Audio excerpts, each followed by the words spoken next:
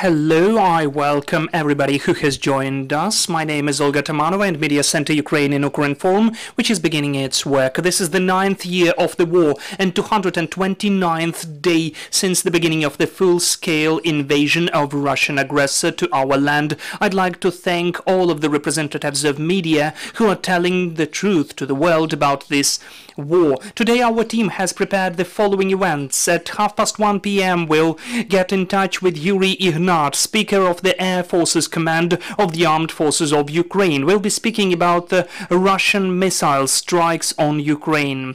At 2:30 p.m. we'll be joined by Alexander Horunzhy, press officer of the State Emergency Service of Ukraine. We'll be speaking about the consequences of all of the missile strikes which have been conducted by the occupiers against our country. At 3:30 p.m. we'll be joined by Mykola Povoroznik, first deputy head of Kyiv City State Administration, and we will be speaking about the security measures in the capital city, and also we'll be planning about the restoration of the infrastructure here. But now we are in touch with Artem Kisko, chief of police of Zaporizhzhia region. Artem, hello. Hello, studio, and hello all of the presentees. Hello, Artem. We know that Zaporizhzhia again was under missile shellings of the Russians. What are the consequences? What's the current situation? I would like to say that since the beginning of the full-scale war beginning and the aggression, Zaporizhzhia city and Zaporizhzhia district was under 202 missile shellings or strikes. The outcomes of these shellings are 242 persons died, the residents of Zaporizhzhia, among whom 10 are children, 713 were wounded, 39 among them are children. If we describe and characterize what's taking place, all of the shellings, almost all of them, were during the night from 10 p.m. till 8 a.m. The main objects of the shellings were the objects of civil infrastructure, hotels, the houses of recreation, the educational institutions, but most of all, the private buildings and other multi-storied buildings were damaged. So the aggravation of this situation has taken place in August this year, when we all remember the first terrorist act which was committed by Russian Federation.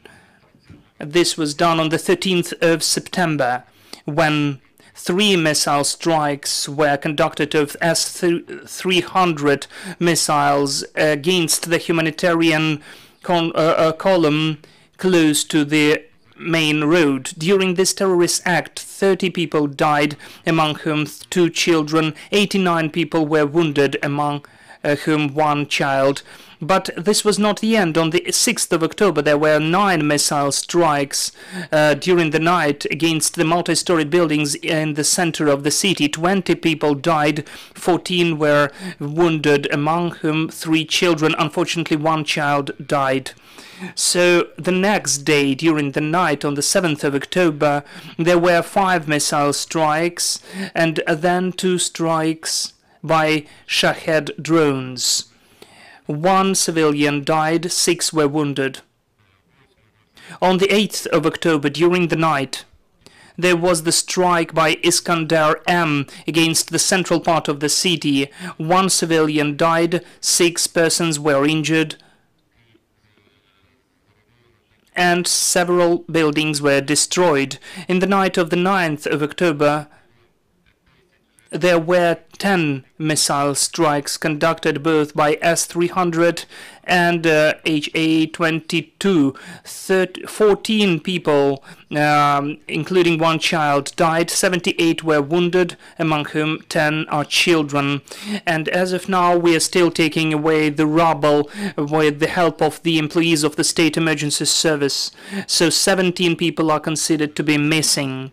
So unfortunately, we understand that they could be under the debris. On the 10th of October, during the night, there were 8 missile strikes against the city. 6 people died, 8 were injured, and also The employees of the state emergency services are taking out the rubble and the debris. 6 people are considered missing. The residents of the multi-storied buildings which were destroyed. And on the 11th, that is today, during the night, we had 12 missile strikes, the consequences of which are 1 person died, the automobile saloon was destroyed, the orphanage and the boarding school was, the children's boarding school was destroyed. We are still registering and documenting the consequences of this crime of Russian Federation. Artem, could we tell that the occupiers are mostly striking against the civilian infrastructure? I can tell you the following. Not a single military object, not a single military unit in the vicinity of those objects which were under attack, those civil buildings and the private sector, there were no military units around. The information about the deceased or wounded servicemen is not available. I now listed the results of these shellings and the number of the wounded civilians. There were police officers who were affected by them as well. But again, I emphasize, there was not a single military object close to the strikes. So this is the targeted action by Russian Federation to inflict and to achieve demoralization, and in this way to impact the population, to destabilize the situation. Artem, is there any help and support staff or headquarters where the relatives of the people who are considered missing can get to? In each of the places of shellings, in each of the places of tragedy, the regional military administration, the state emergency service, the police organized the headquarters, which is working directly at the crime scene. Moreover, we posted the information at all of the websites, the phone numbers and contacts connected with the messengers, because there are some relatives at the occupied territories who do not have mobile coverage, so they have internet connection only, and they are just very attached to internet messages only. We are collecting this information directly when people are getting to us at the place of the event, and also using the information from the hotline 102 and other phone numbers which we mentioned on the websites. We analyze this information and give it to the state emergency service for them to take into consideration how many people can be found from under the rubble. As for the criminal proceedings which are registered because of these facts, how many of those proceedings and how do they qualify these actions by Russians? In each of those facts, the investigation service of the security service of Ukraine, they have created the criminal proceeding according to the Article 438. They conduct the examination of the crime scenes.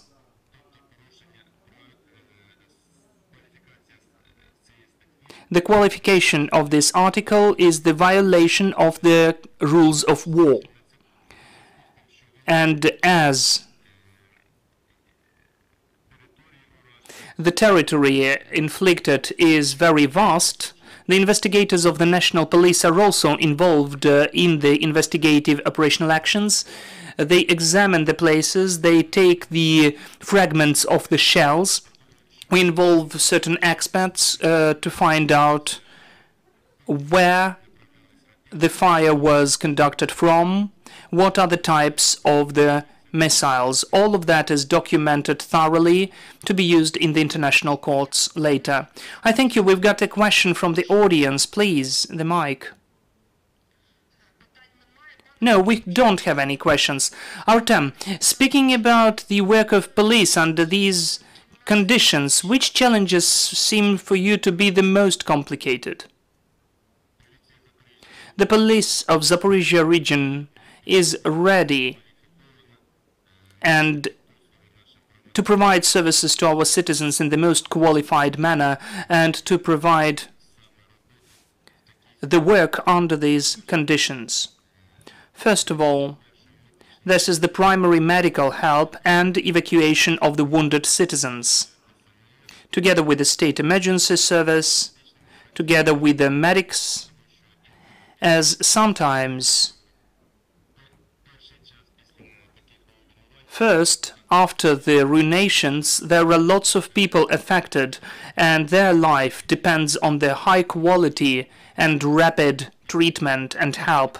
After that, the police officers are involved, together with the state emergency service, in the evacuation of these citizens, the patrolling of the perimeter, and the examining of the destroyed buildings. Because during the first moments, we need to understand where, in which of the apartments there can be found some of the people alive to provide help together with the state emergency service. And after we understand where the people are located, first of all, we need to take away the rubble and debris, and then the police officers begin the documenting the consequences which I just listed. Artem, thank you so much that you found time and joined our air. We thank you, dear colleagues. I do remind you we had Artem Kisko, Chief of Police of Zaporizhzhia region. And our next briefing will take place at 1:30 p.m. We'll be joined by the Speaker of the Air Forces Command of the Armed Forces of Ukraine, Yuri Ignat. Stay with us.